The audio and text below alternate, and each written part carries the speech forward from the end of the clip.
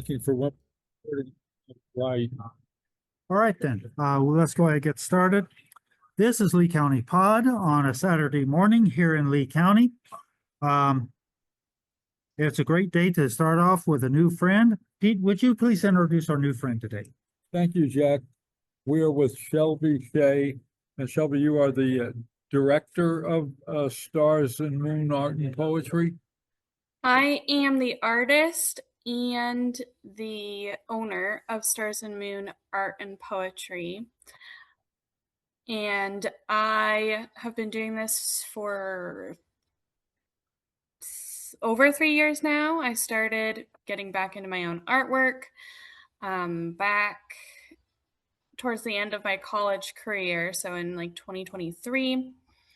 And it was during a time that I just kind of needed something for myself. Got back into art and just kept going with it and wanted to connect people with it. And yeah, so yeah, you don't have an official title then really, but you're just kind of at the center of the group, let's say. It's so Stars and Moon Art and Poetry is just me. I am the owner and the artist. All right. So everything's run by me. And then I have Starlit Studios, which is a podcast where I talk to artists and writers of all different types and stages in their creative journeys. My friend Miranda Cole does help a little bit with that when she is available, but she works full-time at the college, University of Maine Presque Isle. And so she's not always available to be my co-host all the time. Okay. So it is all run by me. Yeah, but you kind of facilitate a community, I guess, with the activities that you have. You know, I was looking on your Facebook page with workshops. Yeah, so I'm the only one that runs them. So I'm the owner of the artist. I put on the events at the Northeastland Hotel, at people's homes.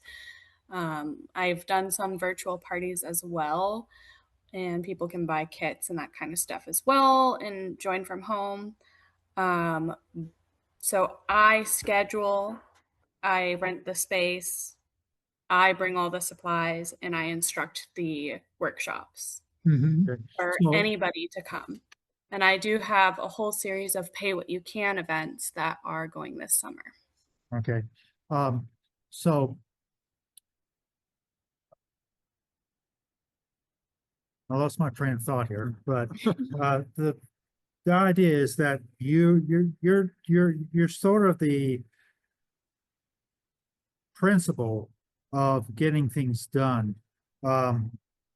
When you're running a workshop or and all this, who shows up? What does your community look like? Anybody and everybody. So I have people bring their children to some of them. I have couples come. I have people from anywhere the age of like 5 to 80 that come to these, and of any skill. So some of them, they have not picked up a paintbrush or done any art ever. And some people who have been doing it much longer than I have and had classical training. I'm a generational artist, and I did take some specialized courses and trainings as well, but I did not. My degree was in biology, not in art. Oh. So, yeah. Something I had to repeat in high school. No, I don't think I ever took it. No, maybe I did take it in college so long ago. But did you go to the University of Maine at Presque Isle? I did. I started in bio pre-med, went into medical lab tech, and then I turned it into a self-designed biology bachelor's. So a mix of everything and biomedical research and that kind of stuff. And I did take a lot of their art classes and had to keep myself a little bit sane with all that organic chemistry and whatnot. I see.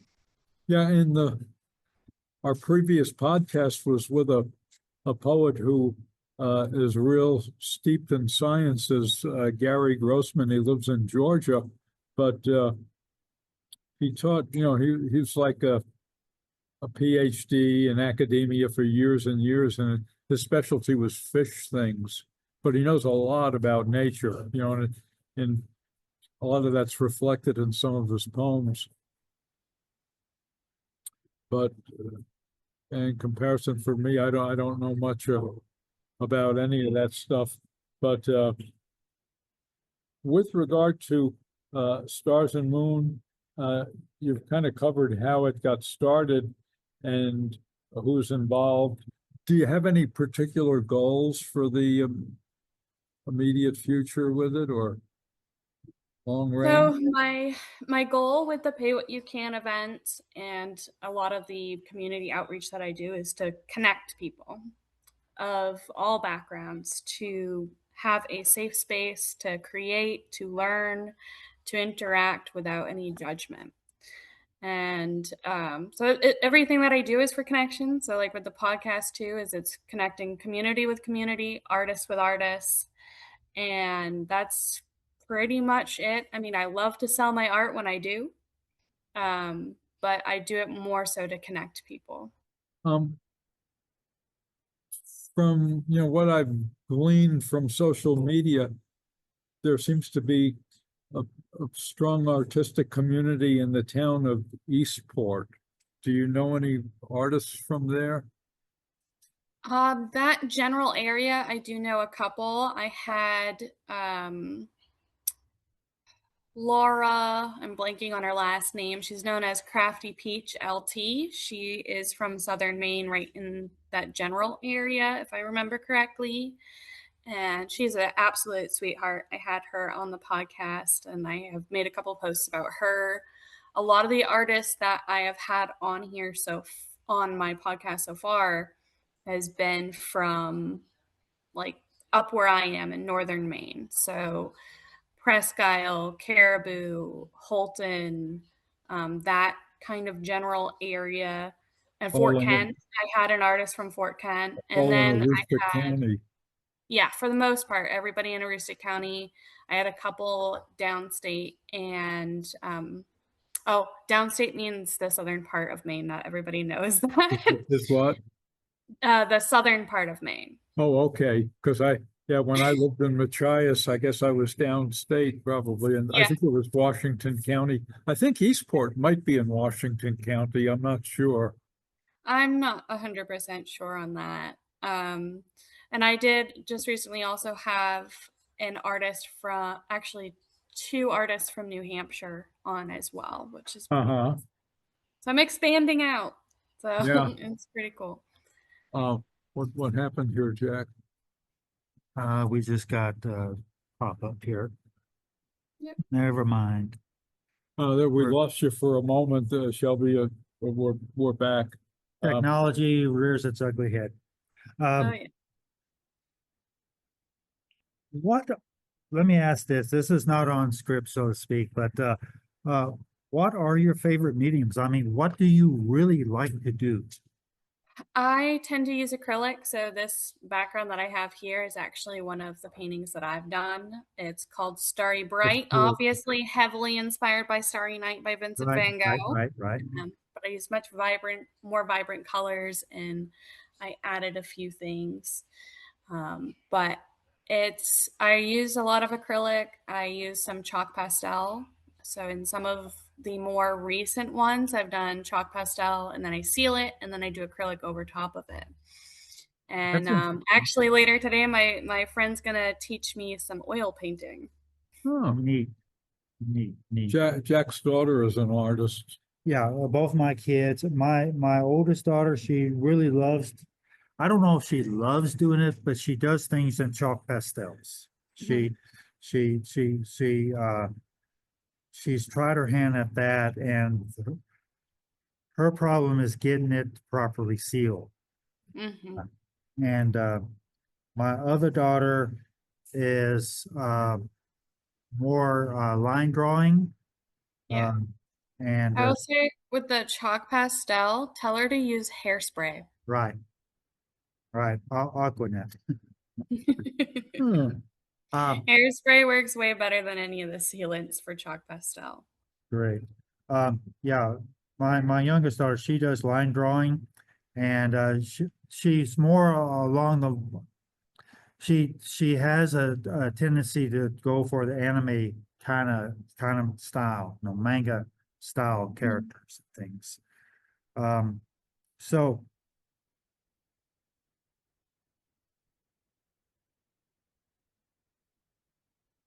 what does art do in your life? I mean, not everybody necessarily gravitates to something that's visual. How did So you get hooked into it? art for me over my entire life has always been an outlet, either a way to express, a way to process, a way to relax. And so I've always gone back to it, partly because my mom and my nana are artists. And I feel like every year I learn of a new generation back that was all different mediums. And I think it goes back 8 generations that I know of so far, um, which is pretty cool. But in college, you didn't specifically take art courses, I Shelby? did take art courses and classes there. I also did specialized classes before college, but they were always more for me personally. It wasn't anything in the mind. I never had a plan of doing anything with my artwork or necessarily sharing them. My first show wasn't until 2023, and that was called Finding Peace. And that's how it's, well, the painting behind me Oh, is the one that started that. I started a 40 by 40 painting from scratch, did my own canvas, stretched it myself. That was hilarious. The fly on the wall was definitely laughing at me on that one. And and but I started this painting when I had no time to or business working on it, but I oh, needed something for myself. I was so busy with school, working at multiple hospitals and everything that I needed something for myself and something that brought me more peace.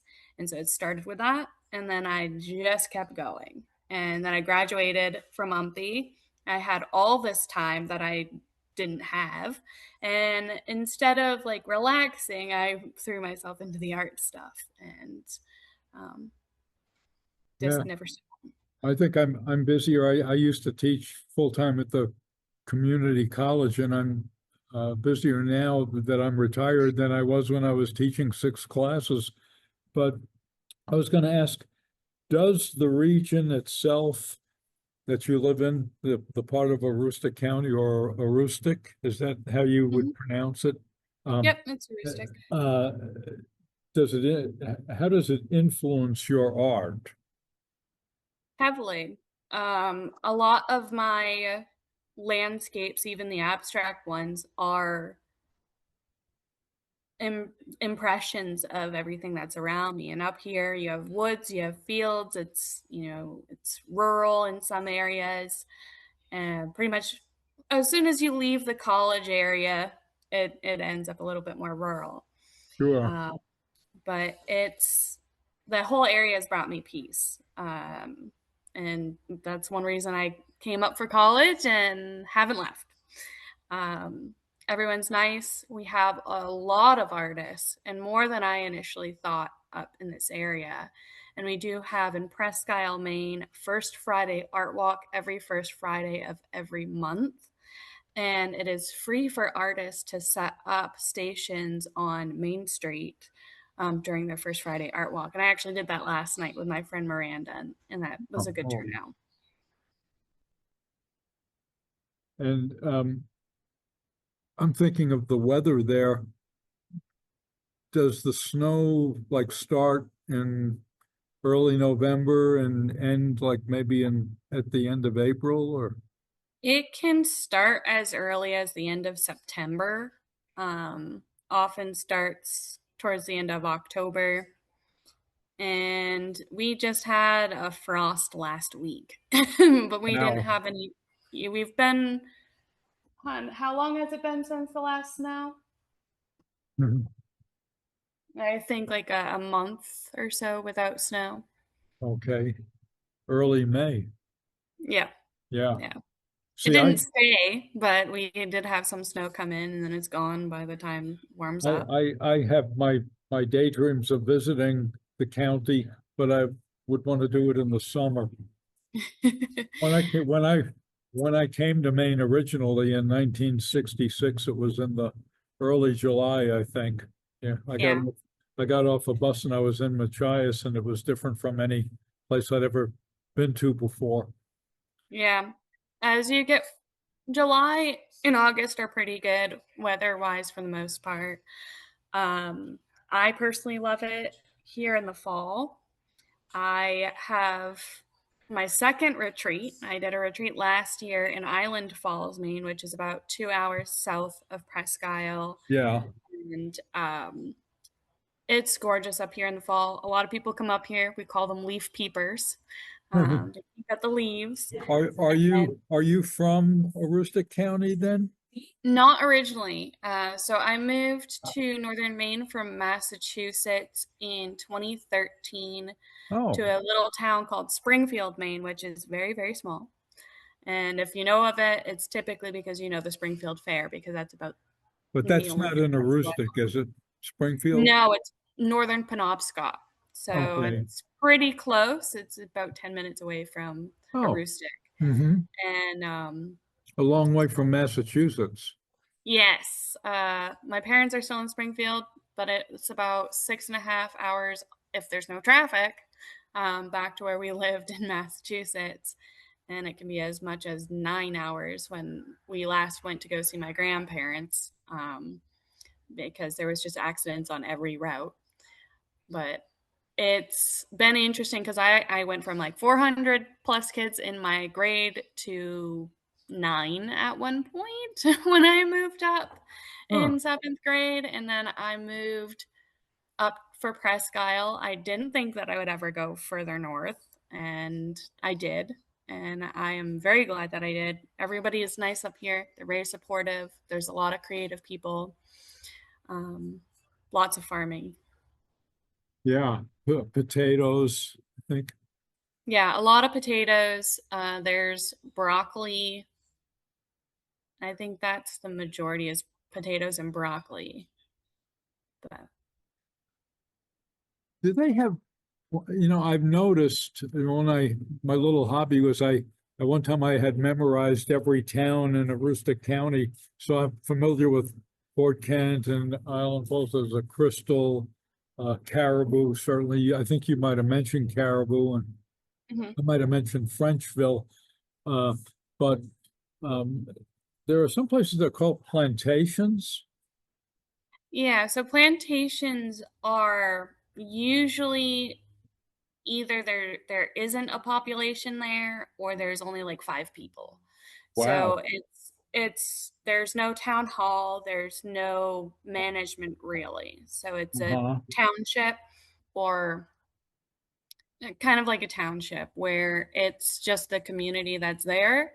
They may or may not interact with each other, and it's usually some of them are off grid Yeah. or just camps that are just like Okay. summer Yeah, but or they're listed there. I don't know when I yeah. when I checked, but yeah, I have met face to face one person from Aroostook, and he was from Bolton, but that was in 1967.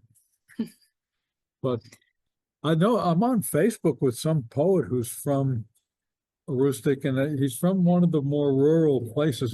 He wasn't real talkative, so I didn't push him, but he was originally from Massachusetts. I don't remember his name, but Hmm. um, you've mentioned, artists around you. What about across the border in Moncton or Fredericton? Are they kind of close to where you are? So Fredericton is about 2.5 hours away. And my friend Miranda and I actually we go over there. We go look at the galleries over there a lot. We actually did 2 episodes that because we went to so many galleries, we had to break it into 2 podcast episodes to go over everything that we saw and what we want to talk about. And there's still so much we did not touch on.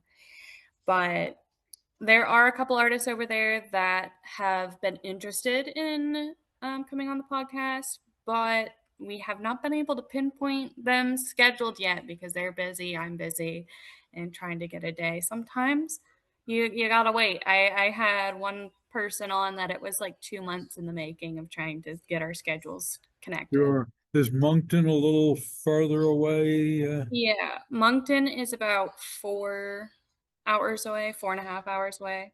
Okay, I've been to St. John. I remember that wasn't too bad of a drive That's from closer. Machias. Yeah. St. John is probably 1-ish hours.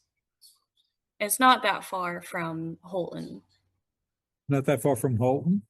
No, maybe an hour, if Oh, that. gee, wow. Yeah, I had my chance when I was 18 years old to go to the county, but I didn't even know about it.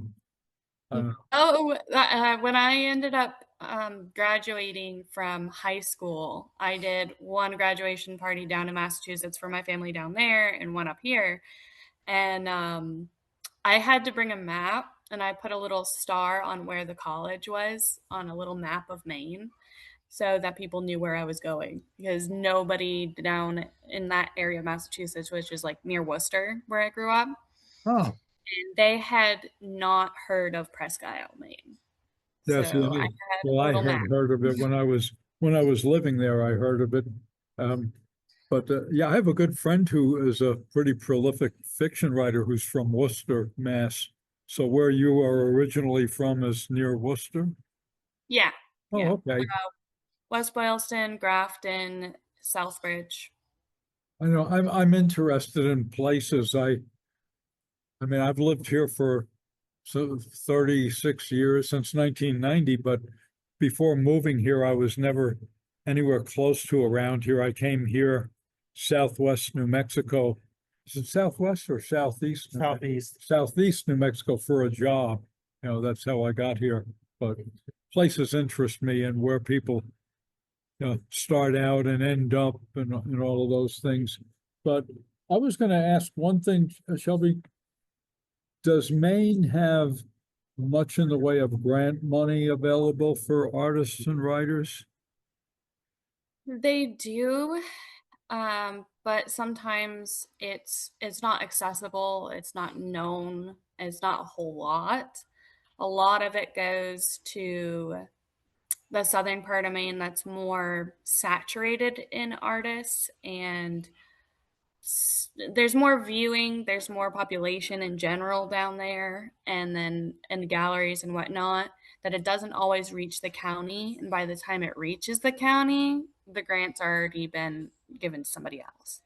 My friend Miranda, she got an artist grant, I think from Wintergreen Art Studio, which is a local one. But some of them you have to pay a application fee, and some of the application fees are quite high. Uh-huh. And it's not accessible to people who are either just starting out or don't have a lot of the funds, which is why they're applying to the grant. Um, so it's something that she went to a constructive cocktails night at the Northeastland Hotel in Presque Isle in their Ignite Center where they had a bunch of different people talking about all sorts of things like that. And so they were talking about what can we do to make it more accessible for the community.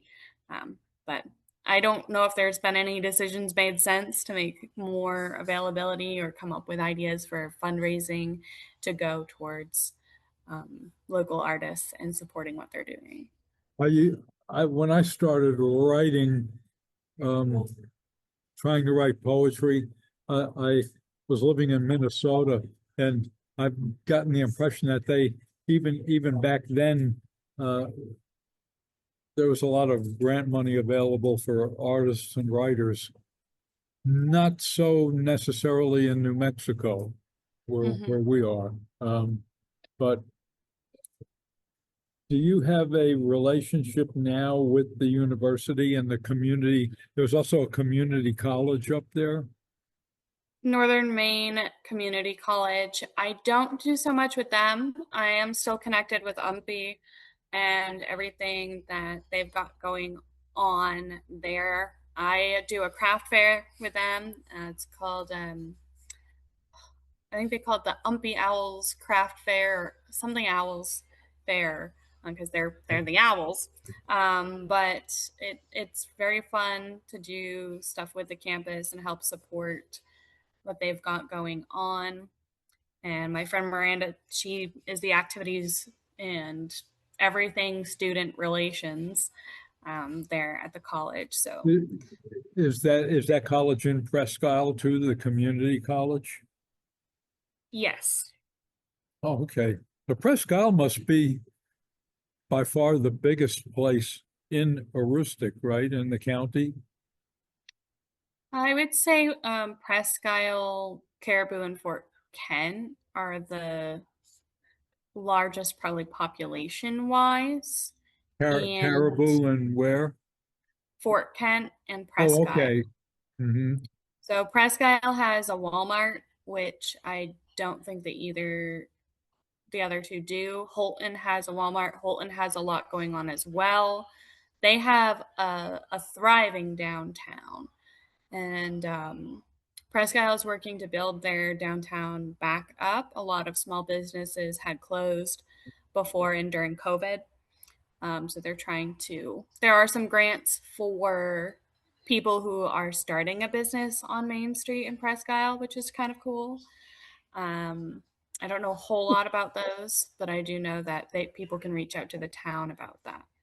One of these days I'm going to get there. I was thinking probably well, see, you go to Bangor, which when I went, when I went to live in Machias, while I was in the Navy, I lived in Cutler, which is a hamlet, between Machias and Lubec. But I took a plane to Bangor and then I took a bus from Bangor to Machias. That was about a good 2 hour drive. I think it's about 100 miles. I think so. And you had mentioned that you had moved to Machias for work. Was that for teaching?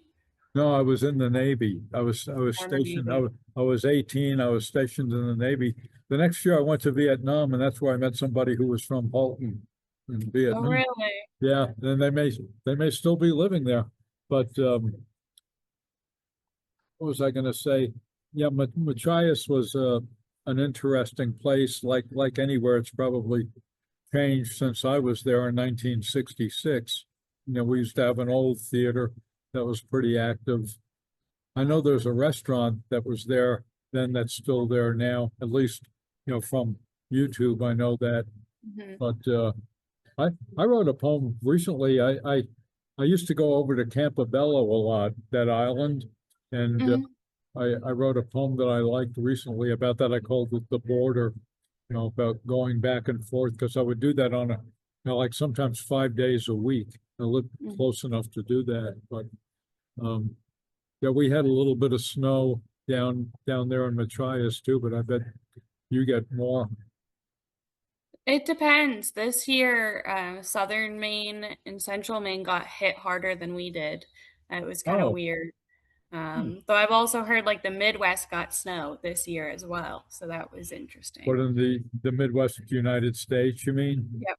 Yeah, Yep. probably. And having lived in Minnesota, I remember we had lots of snow there. We had a little bit of snow this year one time. Oh, it's going to end in 10 minutes. Yeah. We only had a little. We have pretty mild winters here. Yeah, good for writing poetry. But so you do, as far as the writing, you do as much writing as you do painting.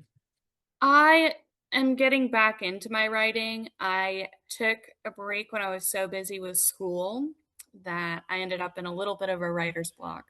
Ah, But I'm coming out of it and getting back into it. I haven't shared a lot of my current stuff, but I have shared some of my older stuff that I've competed in a couple poetry out loud competitions and did pretty well with them. And I have a couple of my favorite poems that I wrote from those. oh, cool. Did you take any writing classes in college or high school? Or I took creative writing, I think, in both high school and college, but I didn't necessarily seek it out. It was the way my brain processes was closer to poetry or the grammar of sign language or grammar of French. Uh-huh. So for me, it was easier to write in poetry than it was to, say, write an essay or a short Right. story. Wow. So the funniest thing that I did for the longest time is I would, instead of doing a typical outline, I would write a poem and then turn it into an essay. Ooh, And wow. that worked way better for me, just how my brain worked, which was Uh-huh. weird, but I think that it's pretty cool. And now, as an adult who took a step back, I'm now finding it easier to write a short story than write my poetry. So I find that a little bit funny. That happens. Could you tell me once again, when you moved out of Massachusetts, what brought you to, did you have relatives in Aroostook County or My Style or? stepdad had retired from the Worcester Fire Department in Massachusetts after a pretty rough year for them. And he had so 3 firemen and a plumber had a hunting camp in Prentice, Maine. So Okay. it sounds like a bad joke, kind of was. He'll say that. He says it every time talks about the camp. They built it themselves, but he ended up going up there to clear his head. And my mom goes, I've always wanted to live in rural Maine. And the next year we followed him up. Wow. And then they got married in And our you moved backyard in you moved to which town? Springfield, Maine. Okay, that's what I thought you said. Yep. Because I know there's a It's Springfield, very small. When Massachusetts we too. first moved there was 383 people when we moved there. Wow. See, the thing, as you get a little bit older, I mean, I was 18 when I moved to Cutler, literally, it's just 7 or 8 miles from Machias. But, and they have a school there too, I think a state school. But Mhm. I always think of healthcare facilities. At age 78, I want to be close to, good. I want to have my medical team is really important to me. Yeah. It wasn't when I was 18. We probably need to wrap this up.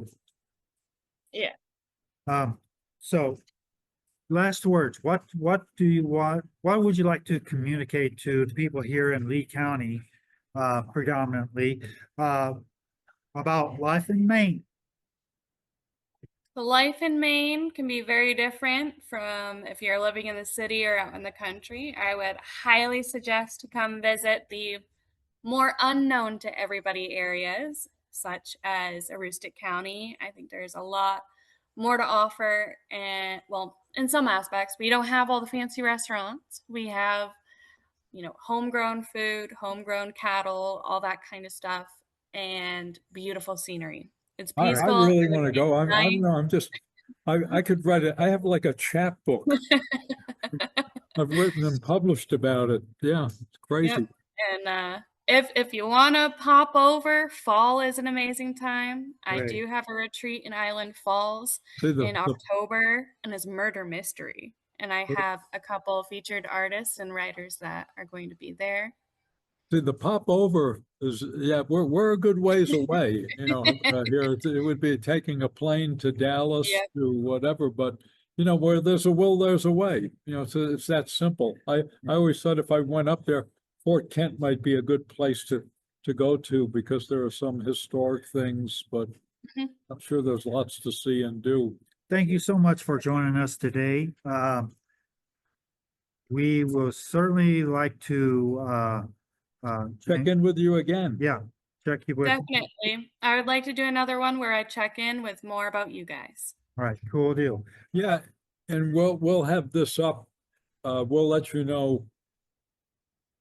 Okay, great. Thank you for joining us for Lee County Pod today. We'll have links posted in the YouTube description about where you can contact Shay and what all she does. Thank you and have a great day. Have a good day, Shelby. See ya.